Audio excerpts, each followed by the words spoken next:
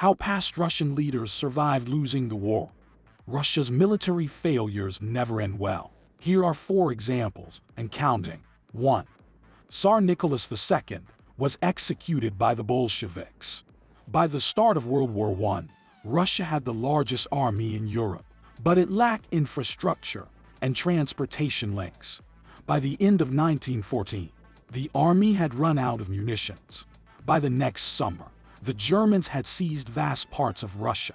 1 million Russian soldiers had been killed. Tsar Nicholas preferred gardening to war. Still, he took command of the armed forces. It made little difference.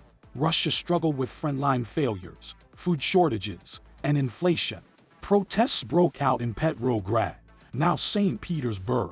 In 1917, the soldiers joined the riots. The Tsar abdicated aboard the imperial train. He and his family were confined to their house. The Bolsheviks came to power later that year. Russia withdrew from the war. The Tsar and his entire family were shot and stabbed with bayonets in their basement. It was the end of the Romanov dynasty's 300-year reign. 2. Nikita Khrushchev was removed by a palace coup. It all started with the Cuban Missile Crisis. In 1962, an American spy plane detected Soviet nuclear missile sites in Cuba. The U.S.-Soviet confrontation plunged the world into crisis. After days of negotiations, Khrushchev and JFK reached an agreement. The Soviets removed their nukes from Cuba. It was largely perceived as a defeat in Moscow. Khrushchev's support plummeted. He could have stepped down quietly.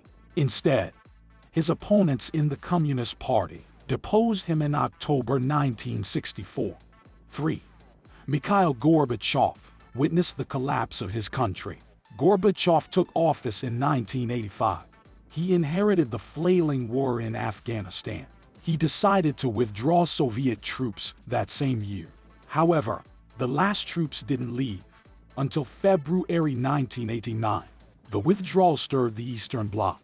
Sovereignty movements had arisen in the Soviet republics. A year earlier, Estonia and other Baltic states had already declared sovereignty. The military saw Gorbachev as a traitor. High-ranking KGB officers tried to overthrow him in August 1991. The coup failed after 2 days. Gorbachev returned to office, but he couldn't save the crumbling Soviet Union. One by one, every republic declared independence. By late 1991, the USSR had ceased to exist. 4. Boris Yeltsin's small victorious war turned into his nightmare. The Chechen Republic declared independence. During the dissolution of the USSR, it refused to sign a union treaty with the Russian Federation. Yeltsin's advisors proposed a small victorious war. In late 1994, Russia invaded Chechnya. Russia had an overwhelming advantage. Yet Chechnya didn't fall. The conflict was met with worldwide opposition. Russia bombed Chechen cities and retaliated against civilians. The destruction in Chechnya was televised. Yeltsin's popularity dropped. He was somehow re-elected in 1996. The results were obviously rigged. Yeltsin signed a peace treaty with Chechnya. In 1997, he named Vladimir Putin his successor.